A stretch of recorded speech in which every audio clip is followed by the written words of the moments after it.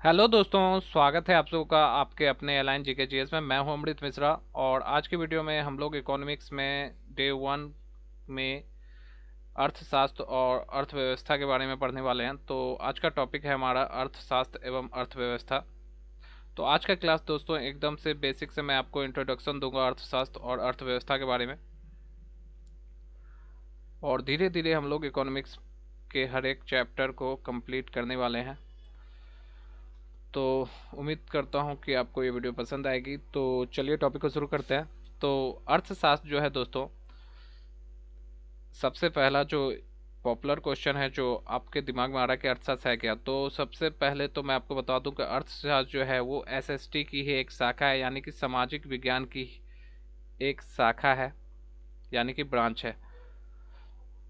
जिस तरीके से आप पॉलिटी हिस्ट्री वगैरह पढ़ते हैं उसी तरीके से हमें अर्थशास्त्र का भी अध्ययन होना चाहिए। इसमें मेन जो कॉन्सेप्ट है कि आपके पास जो मनी है, जो रुपया है, उसे आप किस तरीके से उपयोग में लाते हैं। अर्थशास्त्र का अगर हम संधि विच्छेद करें तो अर्थ जोड़ शास्त्र होता है। अर्थ का अर्थ होता है दोस्तों धन, और शास्त्र का अर्थ होता है अध्ययन। इस हिसाब से आप कह सकते हैं कि अर्थशास्त्र जो है वो धन का अध्ययन है।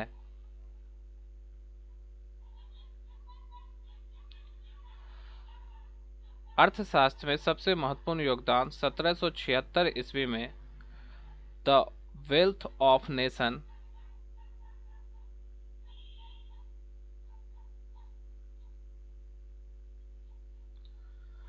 नामक पुस्तक जो कि एडम स्मिथ के द्वारा लिखी गई है,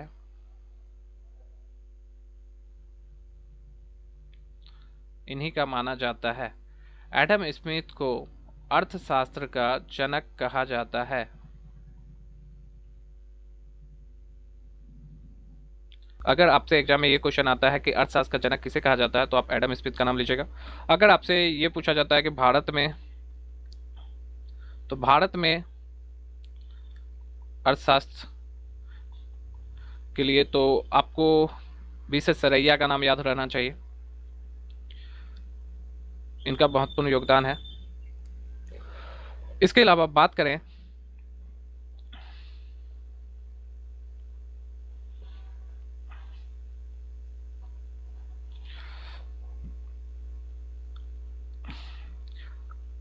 अर्थशास्त्र में, हम कोई भी किसी भी वस्तु के उत्पादन, सेवाएं, तो किसी भी वस्तु के उत्पादन, सेवाओं के वितरण, उपभोग इत्यादि का अध्ययन करते हैं।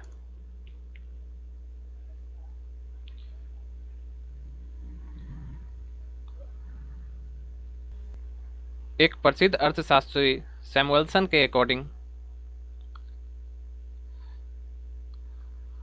अर्थशास्त्र जो है वो विकास का शास्त्र है। तो अक्सर आपके एग्जाम में क्वेश्चन आता है कि किनके अकॉर्डिंग अर्थशास्त्र विकास का शास्त्र है, तो इसका जवाब होगा सैमुअलसन। इन्होंने इसे ग्रोथ ऑफ साइंस कहा है।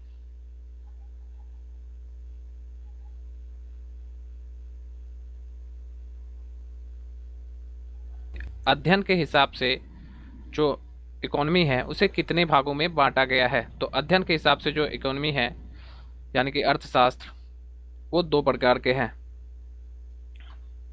तो पहला जो टाइप है हमारा वो है माइक्रो इकोनॉमी,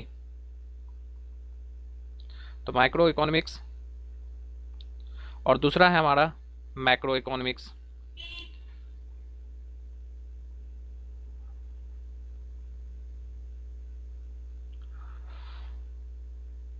तो इकोनॉमिक्स के दो टाइप्स हैं अध्ययन के हिसाब से।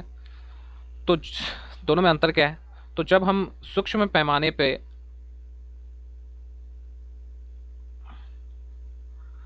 किसी व्यक्ति विशेष का अध्ययन करते हैं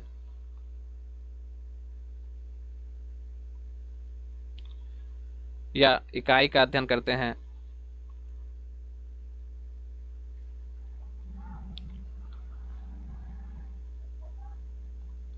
तो वो माइक्रो इकोनॉमिक के अंदर आता है। वहीं जब हम बृहद पैमाने पर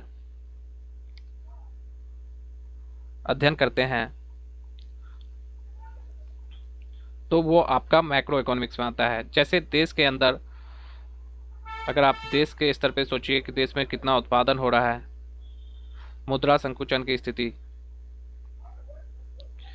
या फिर आप कह सकते हैं बेरोजगारी, दोस्तों ये सारे चीज़ जो हैं वो मैक्रो इकोनॉमिक्स के अंतर्गत आते हैं। इसके अलावा अगर हम किसी व्यक्ति विशेष इकाई का अध्ययन करते हैं तो वो जो है सिंपल सी बात है माइक्रो इकोनॉमिक के अंतर्गत आता है। दोस्तों बात करें भारतीय अर्थव्यवस्था के जनक, तो भारतीय अर्थव्यवस्था के जनक पीवी नरसिम्हा राव को माना जाता है।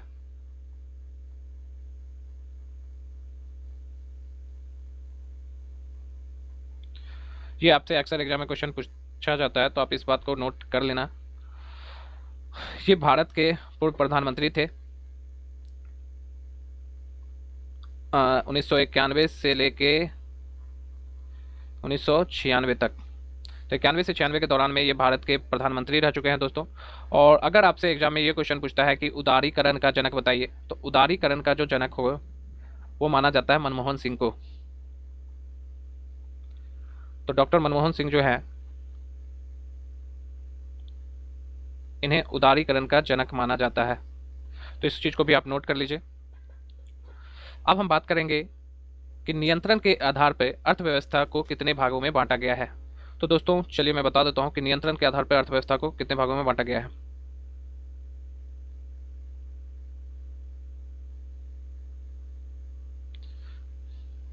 तो दोस्तों नियंत्रण के आधार पर अर्थव्यवस्था को 3 भागों में बांटा गया है। सबसे पहला जो है वो है पूंजीवादी अर्थव्यवस्था। इसी को दोस्तों उदारवादी अर्थव्यवस्था भी कहा जाता है।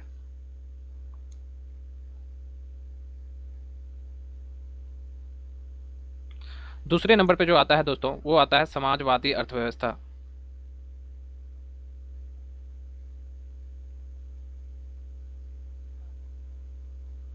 तीसरे नंबर पे जो है दोस्तों वो है मिश्रित अर्थव्यवस्था।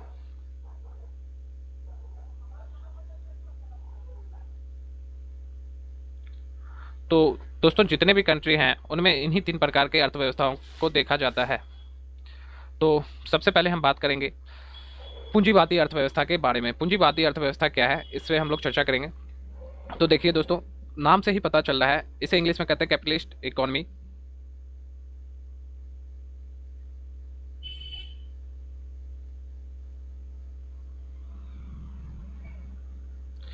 इसमें जो है जो भी पूंजीवादी अर्थव्यवस्था में मेन चीज आप कॉन्सेप्ट याद रखिए कि इसमें प्राइवेट की भागीदारी चरम सीमा पे होती है। और इसमें जो है सिंपल सी बात है जो मालिक होता है कोई निजी व्यक्ति होता है, यानी कोई निजी व्यक्ति या कंपनी ही सिंपल सी बात है इसमें मालिक होती है। तो आप कह सकते हैं कि ये जो अर्थव्यवस्था है ये निजी मालिकों के द्वारा चलाई जाती है। तो जितने भी डेवलप कंट्री हैं जैसे आपका यूएसए हो गया या फिर ब्रिटेन या फिर आप कह सकते हैं फ्रांस, इन सब देशों की जो अर्थव्यवस्था है वो पूंजीवादी यानी कि उदारवादी व्यवस्था है। तो आप कह सकते हैं कि विकसित देशों की अर्थव्यवस्था जो है वो पूंजीवादी अर्थव्यवस्था होती है। इसके जो मेन योगदान है, तो इसमें मेन योगदान किस व्यक्ति का है, तो वो है एडम स्मिथ का। इन्होंने जो पुस्तक लिखी थी 1776 ईस्वी में, द वेल्थ ऑफ नेशन। इसके बाद से इन कंट्रियों की इकोनॉमी में बहुत ही अच्छा विकास देखने के लिए मिला, तो इन्हें अर्थव्यवस्था का जनक माना जाता है। अब हम बात करेंगे समाजवादी अर्थव्यवस्था के बारे में। समाजवादी अर्थव्यवस्था में नाम से ही पता चल रहा है कि इस प्रकार के अर्थव्यवस्था में जो मालिक होता है वो समाज होता है। आप एक तरीके से कह सकते हैं कि इसमें जो मेन भूमिका है वो सरकार की होती है। तो इसमें सिंपल सी बात है इसमें मालिक समाज है। और इस तरीके की अर्थव्यवस्था जो होती है दोस्तों इसमें निर्णय जो है मेन रूप से सरकार के द्वारा लिए जाते हैं। इसके अलावा के अर्थव्यवस्था को इसमें प्राइवेट कंपनी चूंकि एंट्री नहीं लेते हैं, इसलिए इस प्रकार की अर्थव्यवस्था को गैर बाजारी अर्थव्यवस्था भी कहा जाता है।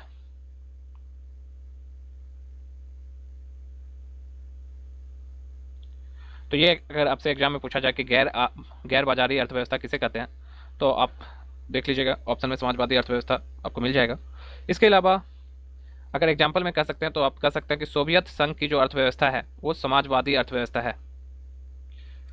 इसके अलावा दोस्तों बात करें मिश्रित अर्थव्यवस्था, तो मिश्रित अर्थव्यवस्था में अपने देश की अर्थव्यवस्था जो है वो मिश्रित अर्थव्यवस्था है, यानी कि यहाँ पर आपको समझ जाना है कि प्राइवेट के साथ साथ गवर्नमेंट भी पार्टनरशिप में है, यानी कि दोनों का मुख्य रोल है। यहाँ पे कुछ चीज़ों का मालिकाना हक प्राइवेट कंपनियों के पास है, तो कुछ चीज़ों का मालिकाना हक जो है वो गवर्नमेंट के अंदर में है। तो यहाँ दोनों मिल के काम करते हैं, इसलिए अपने देश की अर्थव्यवस्था मिश्रित अर्थव्यवस्था है। वहीं पे जो भी डेवलप कंट्री है उन देशों की जो अर्थव्यवस्था है वो है आपका पूंजीवादी या उदारवादी अर्थव्यवस्था। तो उम्मीद करता हूँ कि आपको यहाँ तक में कोई दिक्कत नहीं है। अब हम लोग आगे बढ़ेंगे दोस्तों। जिस प्रकार उदारवादी अर्थव्यवस्था, उदारवादी या पूंजीवादी अर्थव्यवस्था एडम स्मिथ के विचारों से प्रभावित है, उसी तरीके से अपने देश की जो मिश्रित अर्थव्यवस्था है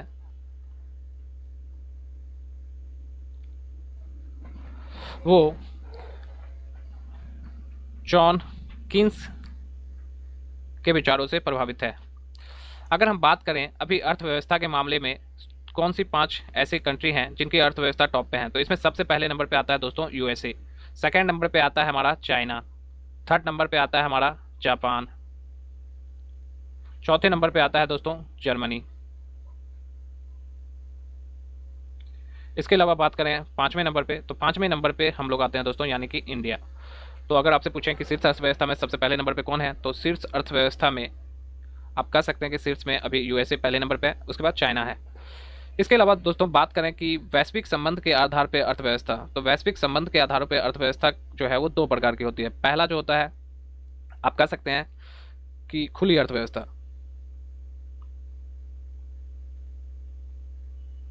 दूसरा जो है वो है बंद अर्थव्यवस्था। अब दोनों में अंतर क्या है, तो देखिए सिंपल सी बात है, यहाँ पे मेन रोल जो है वो है बाजार का। अगर कोई देश अपना बाजार बाकी देशों के लिए खुला रखता है, यानी कि बाजार में सिंपल सी बात समझिए कि दूसरे देश के साथ उसका आयात और निर्यात होता है, यानी कि लेन देन होता है, तो उस देश की अर्थव्यवस्था जो है वो खुली यानी कि ओपन इकोनॉमी के अंतर्गत आती है। तो अपना जो देश है भारत, यहाँ पे आप देख सकते हैं कि हम लोग जो मोबाइल फ़ोन ही यूज करते हैं वो चाइनीज़ मोबाइल फ़ोन है, ओप्पो वीवो एम आई, ये सभी चाइनीज़ मोबाइल फ़ोन ही हैं। तो ये जो है, तो अपना देश जो है सिंपल सी बात है यहाँ से बहुत सारी चीज़ बाहर भी भेजता है। तो अपने देश की जो अर्थव्यवस्था है वो खुली अर्थव्यवस्था है। इसी तरीके से बंद अर्थव्यवस्था में आप सिंपल सी बात समझ जाइए कि अगर कोई ऐसा देश है जो बाजार को नियंत्रित करके चल रहा है, यानी कि वो आयात और निर्यात पर रोक लगा दे कि हमें किसी के साथ व्यापार नहीं करना है, तो मेनली जो इस देश की जो अर्थव्यवस्था होगी उसे बंद अर्थव्यवस्था यानी कि क्लोज इकोनॉमी कहा जाएगा। ऐसे में आप एग्जांपल के तौर पे मान सकते हैं नॉर्थ कोरिया को। नॉर्थ कोरिया जो है वो किसी भी देश के साथ व्यापार नहीं करता है, वो खुद में ही अपने आप में डेवलप है। तो दोस्तों उम्मीद करता हूँ कि आपको आज की वीडियो पसंद आई होगी। मिलते हैं अपने नेक्स्ट वीडियो में, तब तक के लिए thank you very much for watching this video.